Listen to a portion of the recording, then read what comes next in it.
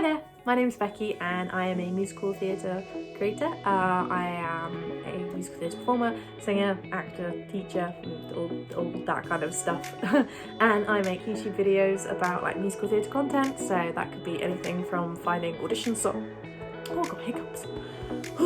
Finding audition songs to finding your casting type and everything and the above. So yeah.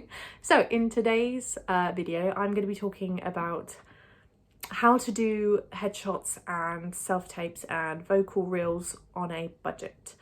Obviously, the professional standards are the best thing you can do. So going to a professional headshot artist, going to get professional vocal reels done in a studio with a company that have the correct mixing software, you know, they are always going to be the preferred options. However, you are talking about a couple of £100 for just headshots and for just vocal reels.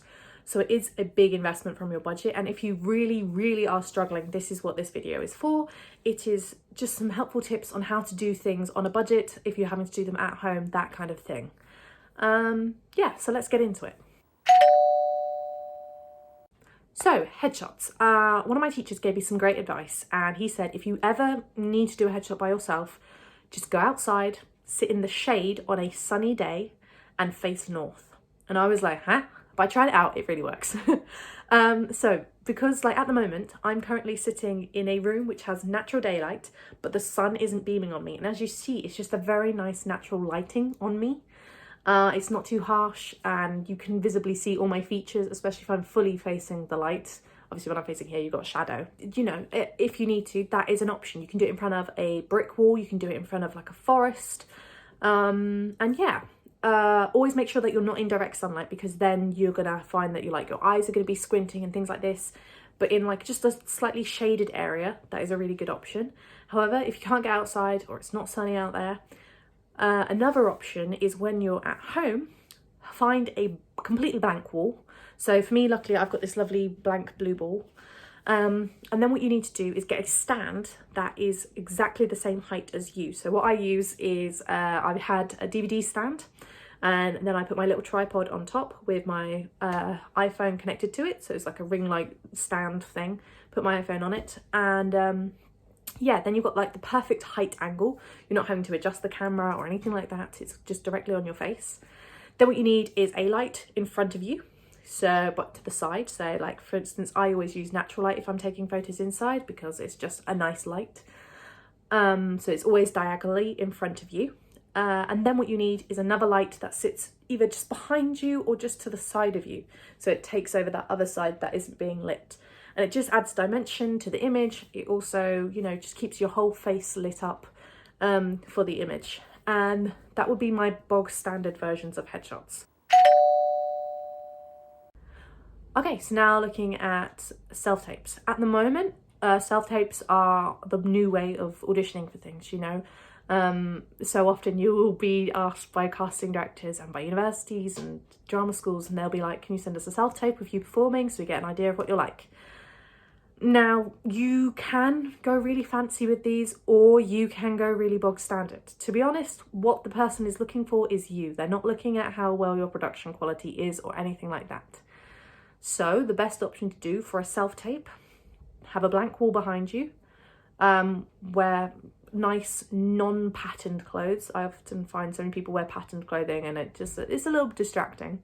So something neutral. It can be like a pop of colour, you know, just something plain. Then again, have the camera situated so that you see, I would say, your torso. So that is from like maybe your belly button up. You want to see a bit of your arms so then they can see whether you move when you're acting, or if you're doing a singing tape, whether you're moving, that kind of thing. It gives them an idea of what you look like in your body. So yeah. And I mean, when you're performing stuff like that to a camera, it's okay if you have the speaker next to it. I don't think you need to have like a full microphone and everything connected, because again, they are just looking for you. So have another device in which you can play your music from, or if you're just doing an acting speech, perfect, you've already got it set up just by being in front of a camera. If you are using microphones with it, remember that you need to record your microphone voice separate from your music. Otherwise, they may not gel and fit in properly and the sound quality will sound a bit weird. But you are absolutely fine for just singing a song with a speaker and on the video. They are not going to mind that whatsoever. So yeah, that's kind of self-tapes for you. And finally, the more challenging one is vocal reels. So luckily my brother is a sound engineer and he helped me with mine this year. But again, with all of these, the professional version going into a proper sound studio is the best option. However, if you can't do that, what you need to think about is dulling out your voice. So you're going to need a microphone in which you're going to record your voice from. You then need a set of headphones, a device to play your music through that the headphones can connect through, so normally your phone. Yeah, and then you'll need some kind of like editing software. There's loads you can download, Audacity, stuff like that, on a laptop. The idea is that you will sing into the microphone whilst the music plays into your headphones, so all you're recording is just your voice. So then Audacity, you can then take the track that you listen to and layer it underneath your voice, and that way they should play at the same time and all fit together. You can't record them both at the same time because the sound quality will sound a bit weird, but that's the general idea of how you do a vocal recording to sound.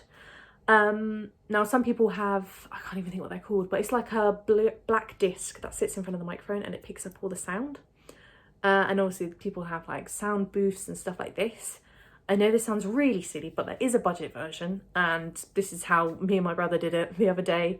You sit in a room which has loads of carpet, fabrics, sofas, pillows, a room that's going to soak up all of that sound, that dead sound. Hi YouTube, I made a mistake there. It's not that it's getting rid of the dead sound.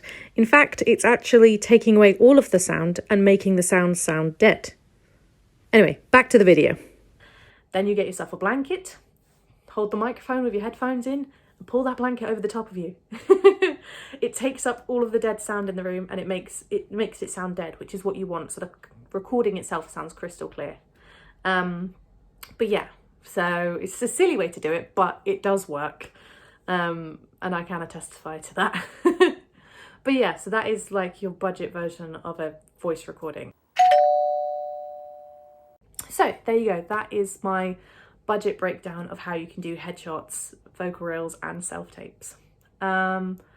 Obviously the professional versions are, you know, the better ideas, but the times are tough for everyone at the moment. I fully understand, and I myself have used these budget versions just because it's made my life so much easier, and it's given me material that I can then send off to agents and to shows and directors and everything like that. So yeah, there you go. I hope you guys enjoyed, and I will see you next time.